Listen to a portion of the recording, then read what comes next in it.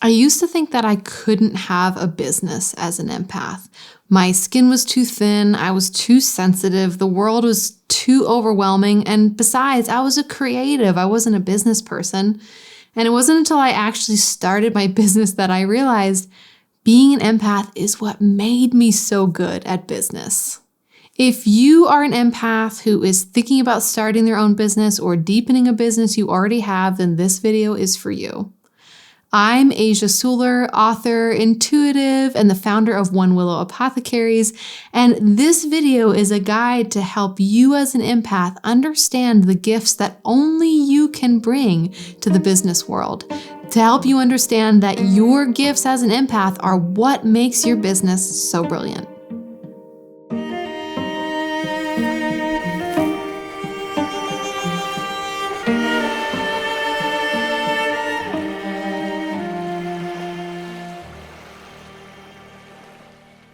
The world needs more empath entrepreneurs. Empaths are uniquely positioned to create businesses that actually bring more health and healing to the world.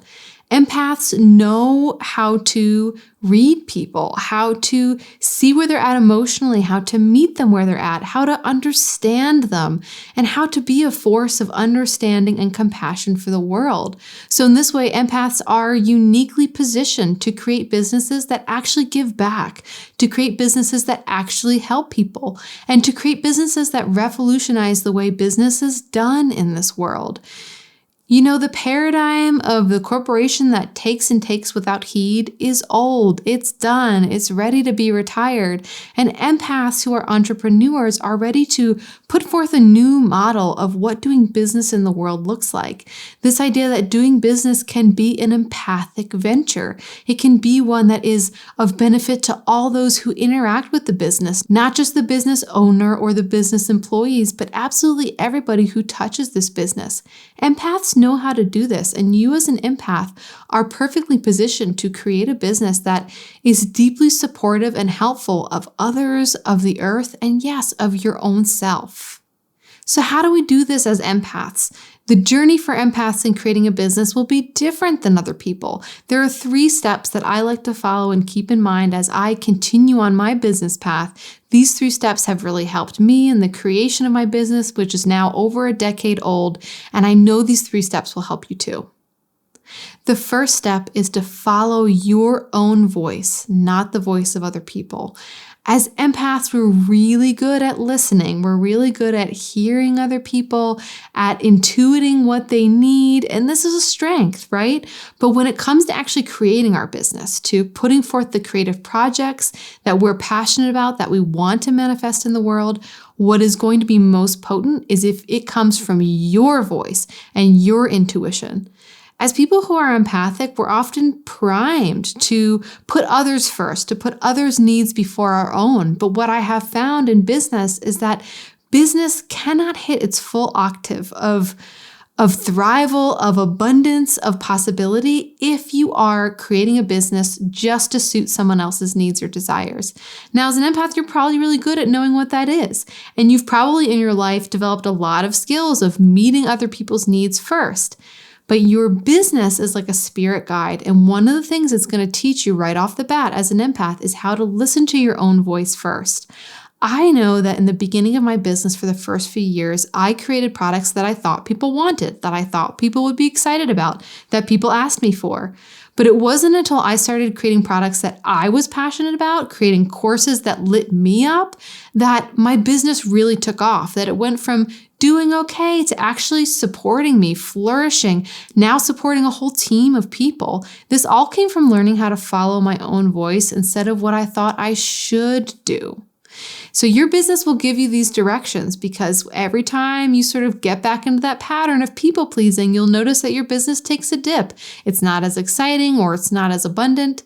It will be scary to follow your own voice, but the more you can take time to tune into that, maybe taking solo time, taking time where you are on retreat, thinking about your business, journaling with your business, having other activities that help you communicate with the soul of your business and with your own inner knowing to direct you in the path that is for you, that is your essence, your frequency, that is your voice, because it's your voice and its authenticity and wholeness that's going to draw people in.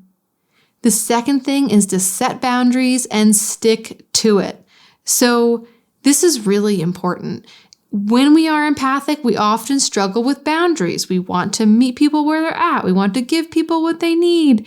But your business cannot flourish unless you have some boundaries. So ask yourself, what are your hard boundaries? What are you going to do and what are you not going to do? Empaths are often very talented. We can wear a lot of different hats, but just because you can do everything doesn't mean you should do everything. Are you at a phase where you could hire someone to do your books?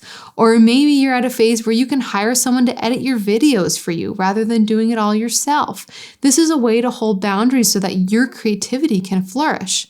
It's also important to have boundaries around your work and around what you give with your work. When do you check emails versus when are you unavailable? This is okay to have hours where you are just simply not working. People know I check my email Monday through Friday, 9 to 5. Outside of that, I'm not available. This is good. This is healthy. It's not only healthy for you, it's healthy for others as well. Having boundaries in your work can also look like having boundaries in your work day. How many hours a day do you work? And can you be strict about that with yourself? Can you hold those boundaries even if someone calls last minute and is like, I need this thing right now, please. I'll do anything. Can you help me?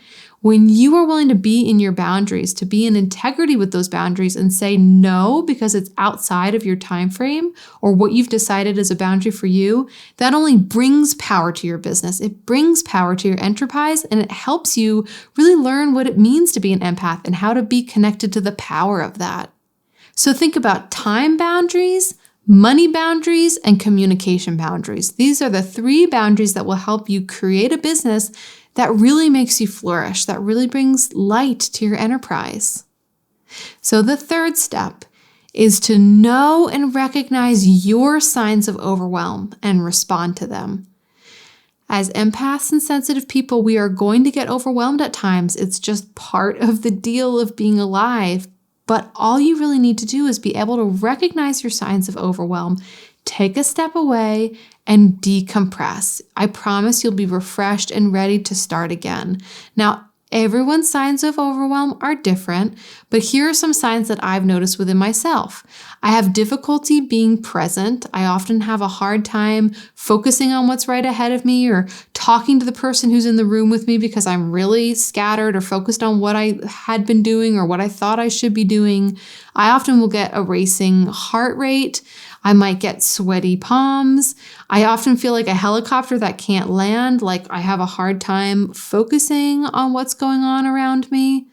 Some other signs of overwhelm might be difficulty communicating, like you have a hard time putting your thoughts into words, maybe even difficulty recognizing what you're feeling. This disconnect between yourself and your body is itself a sign of overwhelm. So what are your signs of overwhelm? What do you feel and experience when your system is just on overload?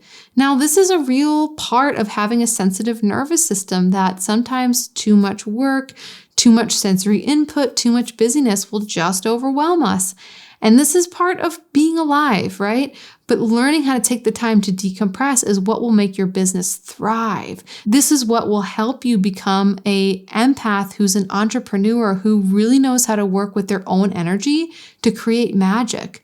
Because when you take that time to decompress, reconnect to yourself, and come back out into the world, what you come back out with is so much more potent.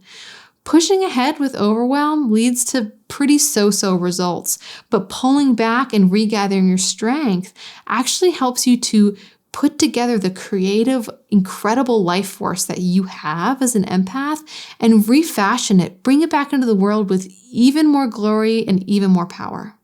So your business will ask you, what is your self-care ritual?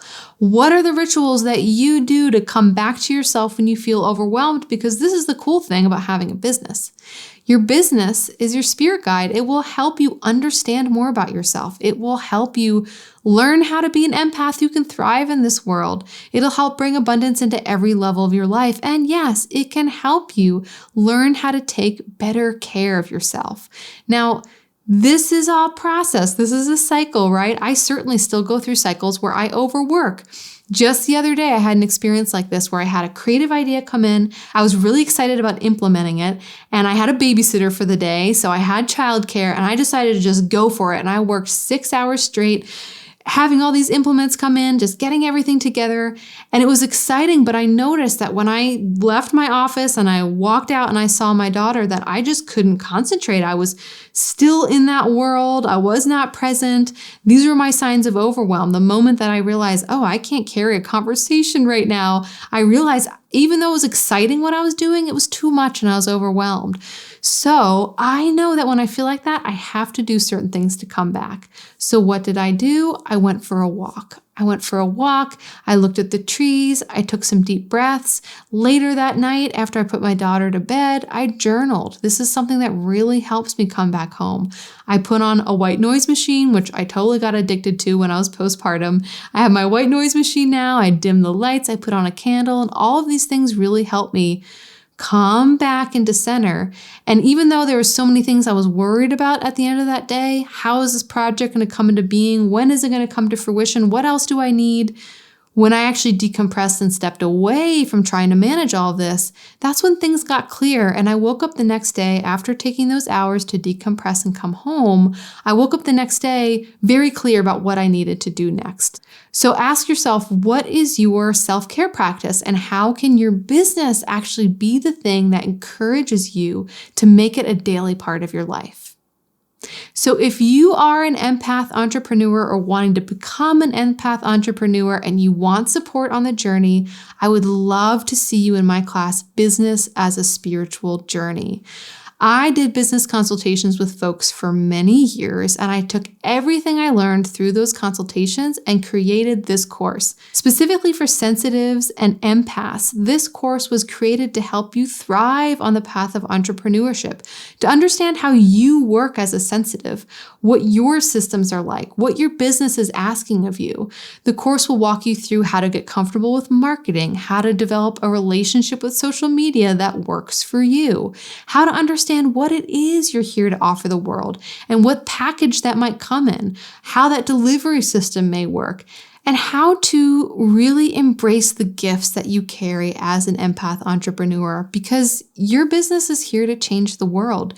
You are here to change the world, and your gifts as a sensitive and an empath are what's going to make your business so very brilliant and revolutionary. This course only goes on sale once a year, so if you're interested, I'll put the link here below. And if you are an empath and you've watched this video and you got something out of it, I would love to hear what's the one takeaway you are going to take with you that's going to help you in whatever your next venture is, creative, business, or otherwise.